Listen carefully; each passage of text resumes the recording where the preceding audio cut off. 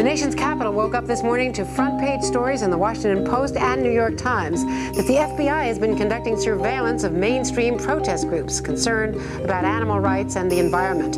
The FBI says it is merely trying to find information about violent extremists who have caused property damage.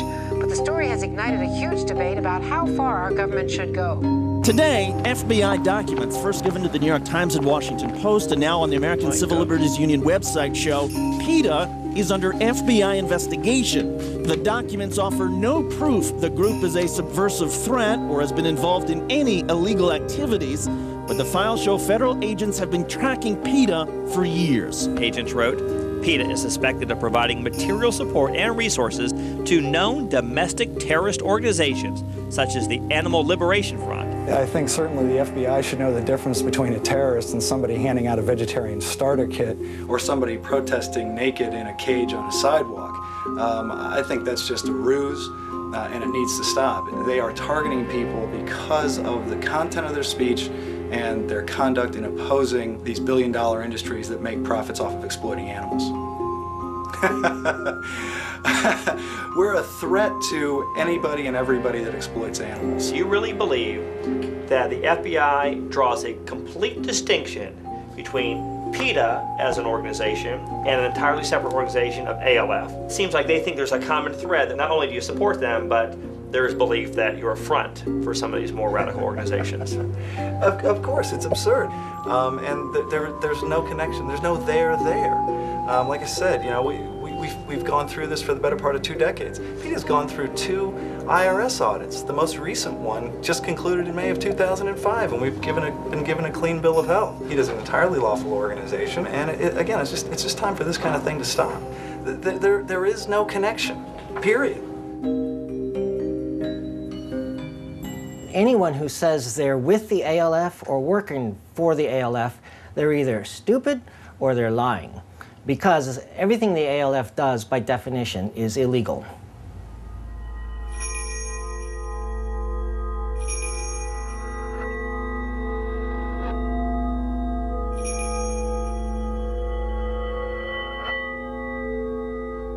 The ALF has launched a number of activities, burning houses down, trashing labs, stealing animals, destroying instruments.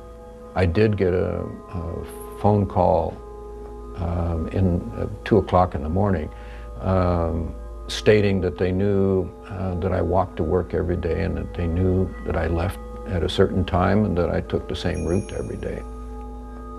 It was pretty upsetting for the family to have me threatened that way. The ALF broke into the University of Pennsylvania, and within hours, the videotape was in the hands of PETA. So there's some close networking there, evidently. Ingrid Newkirk was implicated in various ALF activities. She was never convicted, but she was a person of interest. Ingrid has gone on record saying she does not condemn the actions of the ALF, and if she had more guts, she would light a match herself. If they aren't involved in the activities, they sure are very vocal cheerleaders. I really applaud the Animal Liberation Front every time it has gone into a laboratory and brought animals out. I would to this day cheer if anybody destroyed some place in which animals were being hurt and tormented. Well, what the FBI always said was PETA by day, ALF by night. Where there's smoke, there's fire. But you'd be a fool to go around admitting you've done something illegal. I've probably known people in the ALF. If I know people in the ALF, I'd never say. The last thing I'd want is for them to be caught. More power to them. But that doesn't mean that PETA does what the ALF does. In fact, PETA doesn't. PETA has chosen a much different way to go. But far be it from me to criticize anything they're doing. I have more than my work cut out for me to criticize what people are doing to animals, which is far greater a crime than any crime that the ALF may commit.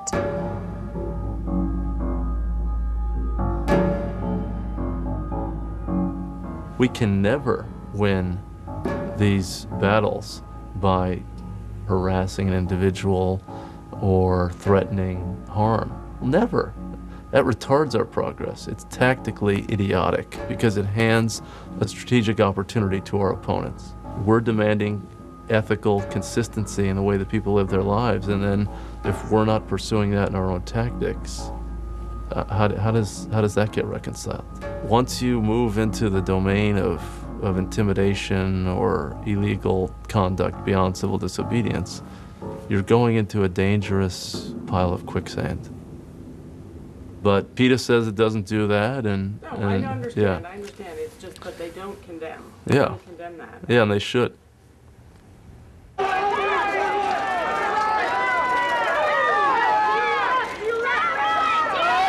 Well, it might have started with only a typewriter and a phone, but 25 years later, it is known as one of the most controversial animal rights groups on the planet. From going head-to-head with some of the biggest celebrities to staging contentious demonstrations, one thing is clear, PETA's never backed down in its 25 years. Can I get a few words for a vegan radio show that I do? Well, we're here at the PETA, Gala 25. Yes, we are. You're coming right off the red carpet here. And why do you support PETA? Because I love animals.